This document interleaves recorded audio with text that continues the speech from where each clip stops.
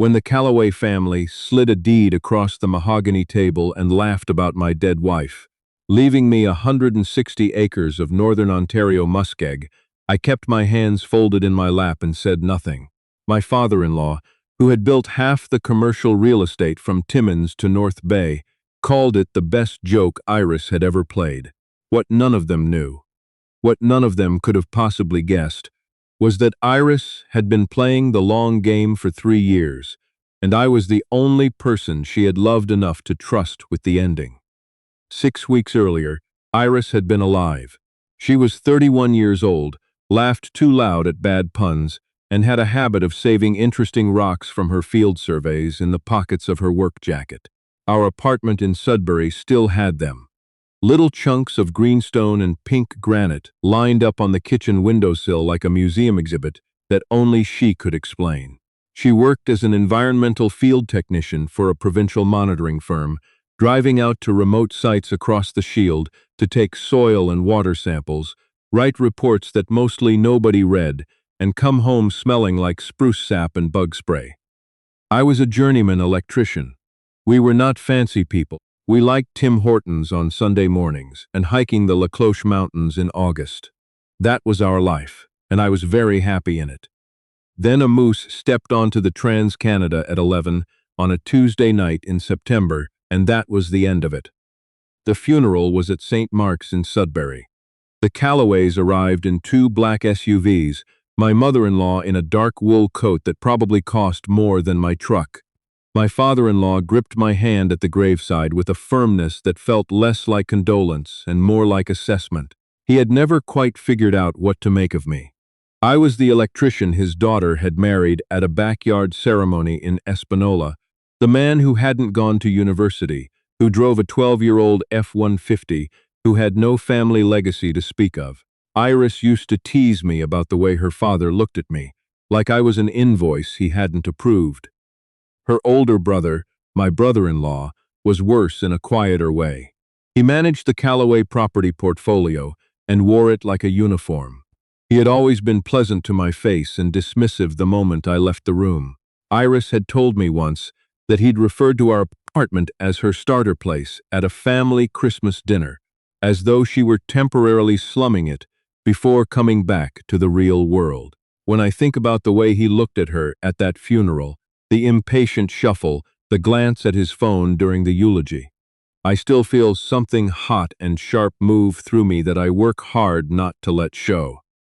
The will reading took place at a law office on Elm Street, 6 weeks after the funeral. The solicitor was a soft-spoken man with reading glasses on a chain around his neck. Outside the boardroom window, the October sky was the color of old nickels, and the first real snow of the season was falling in thin, reluctant flurries. I sat on one side of the table. My father-in-law and mother-in-law sat across from me, and beside them, my brother-in-law, who had driven up from Toronto that morning, and still had the look of a man inconvenienced by geography. Iris and I had made our wills together 2 years into our marriage, the way young couples sometimes do after a health scare or a close call on the highway. We'd done it at a discount legal clinic on a Saturday afternoon, then gone for poutine after. The whole thing had cost us $200 combined, and we'd barely thought about it since. The solicitor began reading.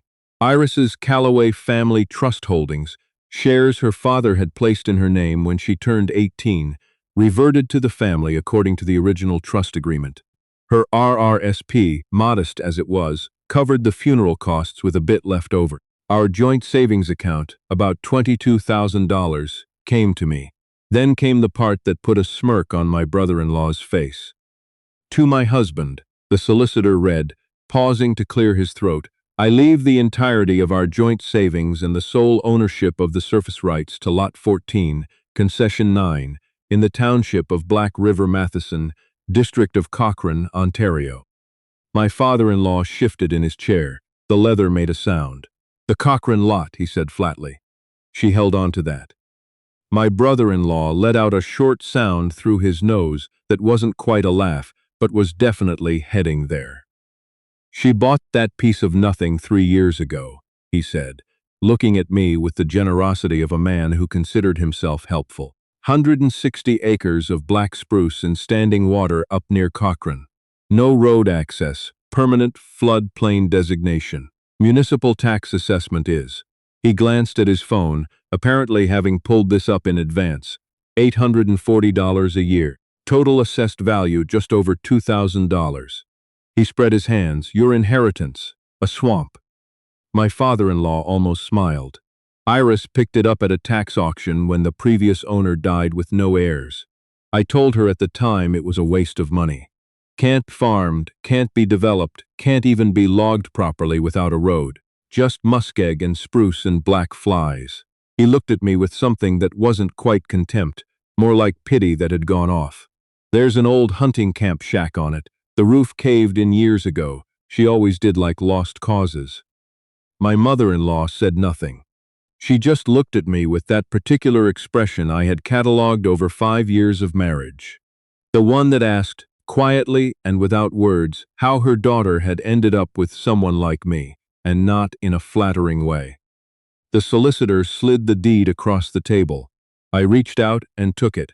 I could feel the Calloway family watching me the way you feel heat from an open stove. You can disclaim the property if you wish, the solicitor said gently. There's no obligation to accept the tax liability. I'll keep it, I said. My brother-in-law exhaled audibly. For the firewood. I didn't look at him. I folded the deed, put it in the inside pocket of my jacket, and stood up. Iris had left me something. I was not going to sit there and be told it was worthless by people who had never once understood what she was. The drive from Sudbury to Black River Matheson took about 3.5 hours on Highway 11, north through country that gets emptier the further you push into it. By the time I passed the Hearst turnoff, the highway was almost entirely mine. The boreal forest on either side was deep and unbroken. The spruce trees packed so close together they looked like walls, and the sky above them was the pale gray of February, even though it was only October. Iris had come up this way for a contract job 3 years ago. She'd been monitoring a decommissioned tailings pond for a junior mining company, water quality samples, weekly reports, 6 weeks on her own in a rented room in Matheson. She'd called me every evening from the satellite phone they issued her, and she'd sounded like herself, curious, a little tired, full of observations about the landscape that I only half understood. She had a certificate in earth sciences from Laurentian University, and she had tried more than once to explain geological survey maps to me over the kitchen table. I had retained almost none of it. I wished now I had listened harder. The last 2 kilometers to the property were on a decommissioned logging road, 2 muddy tracks through the bush, barely passable in my truck. I had to stop twice to move fallen branches. When I finally pushed into the clearing and cut the engine, I just sat there. The hunting camp was a single-room structure built from square-hewn logs, maybe 4 by 6 meters, with a rusted tin roof that had buckled in the middle and partially collapsed over the back half. The front wall leaned outward from years of frost heave, and the single small window was covered from the inside with a piece of plywood that had swollen and split. A rusted wood stove flue stuck through what remained of the roof, bent at a 45-degree angle like a broken limb. The grass in the clearing was waist-high and frost-killed, standing stiff in the cold. Beyond the clearing, the land dissolved into muskeg, the boreal lowland that northern Ontario people know well. Sphagnum moss and standing black water and stunted tamarack trees with their needles turning gold. It smelled of cold peat and slow decay.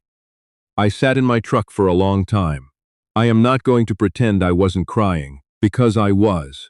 Iris had been everywhere on that drive up, in every thought about the highway and the spruce trees and the cold satellite phone calls. I missed her in a way that had no vocabulary, the way you miss something that had become so fundamental to your daily life that its absence is physically disorienting. I kept reaching for her in small, unconscious ways, turning to say something, expecting to hear her voice from the other room, and then remembering. The remembering was always the worst part. Eventually, I got out. I had brought a pry bar, a flashlight, heavy gloves, and a tarp. I was not sure what I expected to accomplish, but the physical work felt necessary. I needed to do something with my hands. The interior smelled of mouse droppings, old ash, and that particular dry rot smell that says a building has been surrendering for decades. The original wood stove was still standing, a cast iron barrel stove, ancient, the kind people up north call a Quebec heater even when it isn't one. Around the stove base, the original builder had laid a rough hearth of field stone, stacked knee-high. The stonework was the only part of the interior that showed any care at all. I spent 2 hours clearing debris. Rotten floorboards from the collapsed back section, a fallen ceiling joist, the disintegrated remains of a canvas cot. The work was heavy and smelled terrible, and I was sweating through my jacket inside 15 minutes despite the cold. But it was the right kind of miserable, the kind where your body hurts too much for your mind to get in its own way. It was when I started clearing around the wood stove that I noticed it.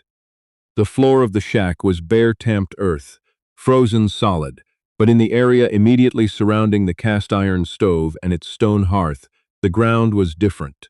Someone had poured a concrete pad, roughly 1.5 meters square, smooth and level, unusual for a shack this basic. A fire safe measure, perhaps, the kind of thing a careful builder might add. But this pad was newer than everything around it.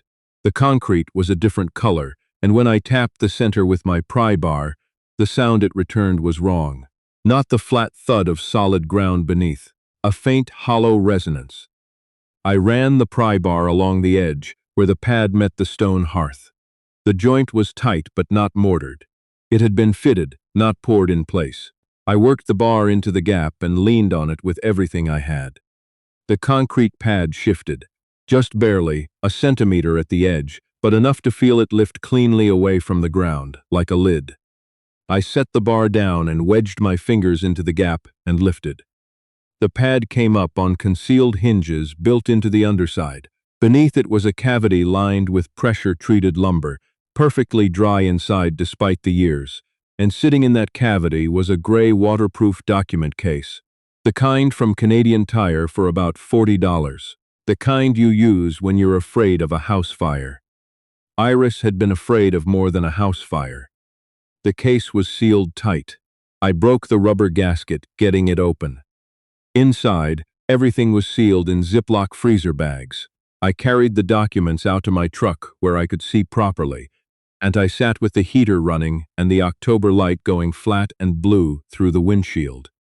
The first set of documents was printed forms from the Ontario Ministry of Mines. Mining claim recording confirmations, 4 separate staking claims, each covering a block of 16 hectares, arranged in a grid over the same area as the surface lot. The holder of record on every one, Iris's name. Date of recording, 28 months ago. I did not fully understand what I was looking at, but I understood enough to feel the ground shift slightly under my truck. The second set was a correspondence file, printed emails between Iris and a company called Boreal Shield Geoscience, a junior exploration firm based in Timmins, 18 months of exchanges. The language was technical in places, but the shape of it was clear. Iris had reached out after identifying what she described as surface lithium indicators on this lot during her contract work nearby. The emails described soil sampling, a private geophysical survey, a preliminary resource estimate. The last email in the chain, dated 7 months before she died, was from the principal geologist at Boreal Shield.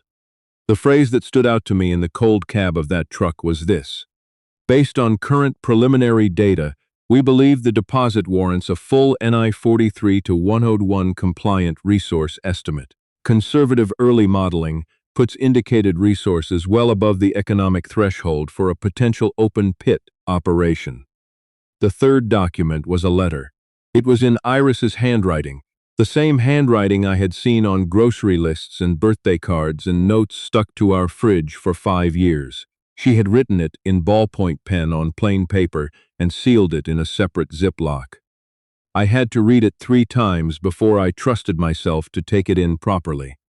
My love, if you're reading this, then something went wrong and I didn't get to tell you in person, which I'm genuinely sorry about, because I've been rehearsing this conversation in my head for 2 years, and I think it would have been very good. When I was up near Cochrane for the Ridgeline tailings contract, I was doing routine soil transects that crossed onto the adjacent land, this lot, eventually. I wasn't supposed to be there. But I saw something in the soil profile that I recognized from my earth sciences courses, and I couldn't leave it alone. I sent a sample to a private lab on my own dime. The results came back in 3 weeks. What's under that muskeg is lithium-bearing spodumene pegmatite, the same formation type as the significant deposits in Quebec and the Northwest Territories. I had it verified twice independently. I bought the surface lot at the tax auction because it was cheap and because owning it gave me a legitimate reason to be on the land. Then I staked the mineral claims through the provincial system. In Ontario, mineral rights are entirely separate from surface rights. What I staked is mine to assign, and I've assigned it to you. I've been working quietly with Boreal Shield for 18 months. They believe this is a real deposit. The development timeline is long, but the value of what you're holding is not small. I didn't tell my father. You know what he would have done: rolled it into the family portfolio, managed it into something that benefits the Callaway Trust, and handed us a thank you note. I have watched my family do this to beautiful things my entire life. There's a mining claims consultant and solicitor in Timmins named Laurent Beaulieu. His card is in this case. I spoke with him 18 months ago, and he confirmed everything is valid and clean. Do not go to the Callaway family solicitor. Call Laurent first. Whatever this turns out to be worth, use some of it to do something that makes you happy. You have always been so careful about money and so careless about joy, and I need you to fix that. I love you. I'm sorry I didn't get to be there. Iris. I don't know how long I sat in that truck. Long enough for the windows to fog over completely. Long enough for the heater to cycle off twice and come back on. She had been sitting on a lithium deposit for over 2 years. She had staked mineral claims, engaged a geological firm, consulted a lawyer, built a waterproof documentation package, and hidden it under a concrete pad in a bush shack on $4,000 worth of tax auction land, and she had kept the secret so completely that when she died and her will was read, the only person alive who knew this muskeg was worth anything was already gone. And the Callaway family, who had spent 30 years accumulating commercial real estate across northern Ontario, who had more square footage under their name than half the municipalities in the district. They had sat in that boardroom and laughed about a swamp. I found Laurent Beaulieu's business card in a small Ziploc at the bottom of the document case. I called his office from the cab of my truck in the last of the October light, sitting in that muddy clearing with Iris's letter folded in my jacket pocket. My brother-in-law showed up on a Saturday morning 3 weeks later, while I was at the property with Laurent and 2 people from Boreal Shield who were doing preliminary site verification before the formal resource estimate began. I heard his truck before I saw it, coming down the old logging track too fast, branches hitting the door panels. He came into the clearing and stopped when he saw the vehicles. Laurent's Jeep, the Boreal Shield truck with the company logo on the door, and the small drill rig they had trucked in the previous day. He got out slowly. He was wearing good winter boots and a Callaway Properties jacket. He looked at the drill rig the way you look at something that hasn't made sense yet. "What is this?" he said. I walked over from where I'd been standing with Laurent.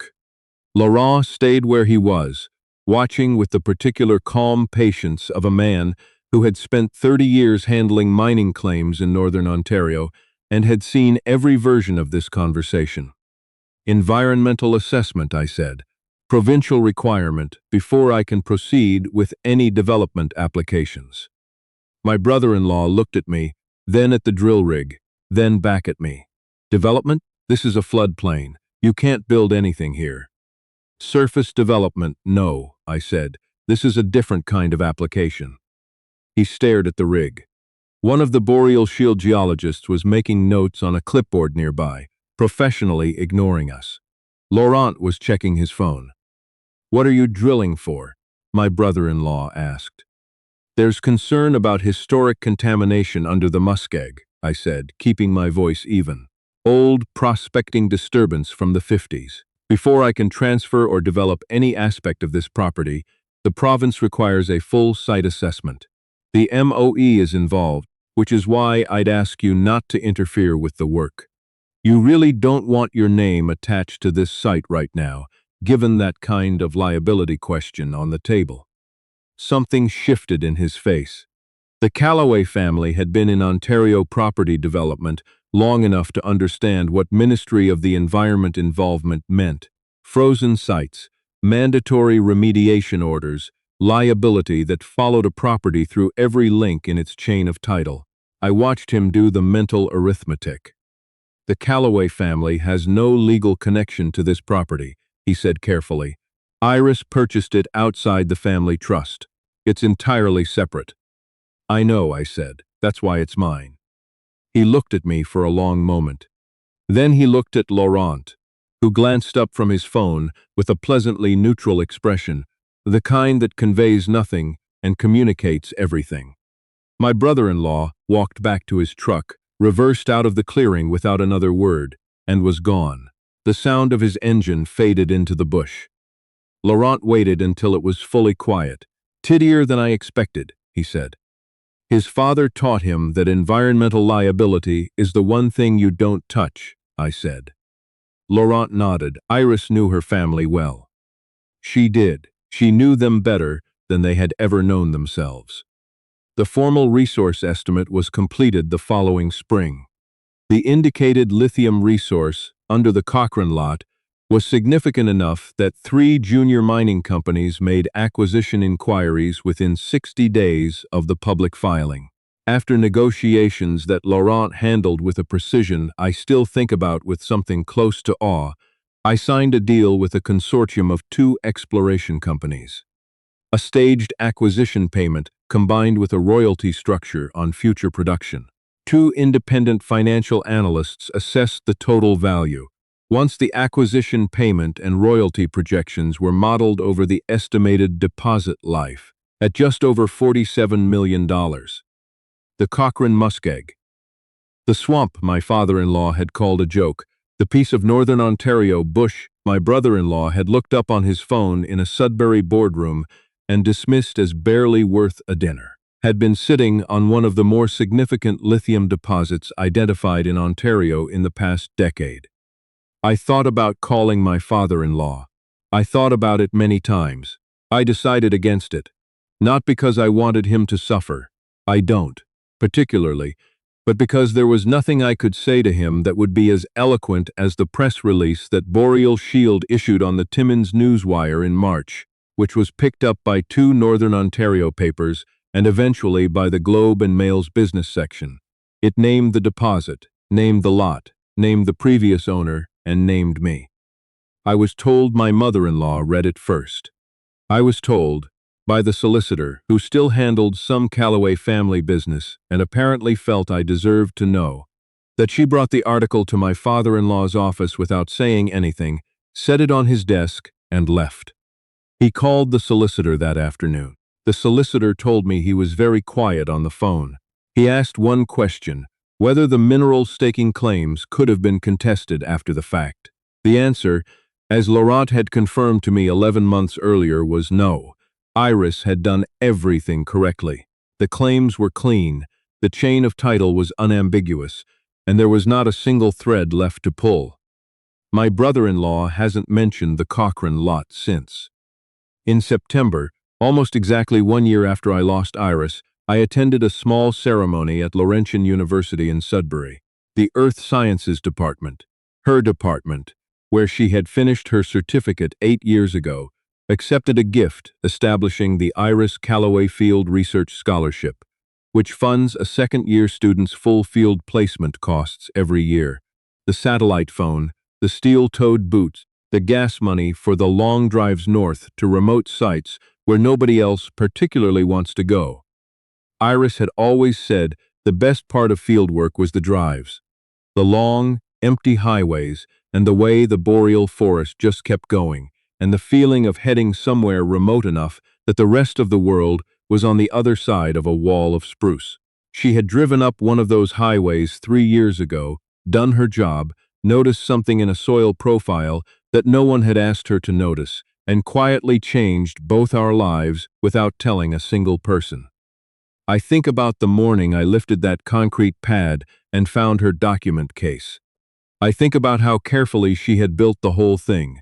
The waterproof seals, the Ziploc bags, the letter she had written, knowing I might need to read it alone in a cold truck with fogged-over windows. She had known she might not be there to walk me through it herself, and so she had built something that would walk me through it without her. That was Iris. She had always been better at planning than I was. Better at patience, too. Better at most things, if I'm being honest about it. The Calloway family handed me a deed to a swamp and laughed at their own generosity. They handed me exactly what Iris needed me to have, and they did it without understanding what they were giving away. I am not going to pretend that doesn't satisfy something in me. It does. But what I think about when the days go quiet and I miss her the most. When I drive past Laurentian in the evening and know that somewhere in that building her name is on a wall and a student is getting ready to drive north with a satellite phone and a pair of steel-toed boots, is that she trusted me with all of it. The whole careful plan she had been running alone for 3 years in the boreal dark without a single word to anyone. She left me a swamp. She left me everything.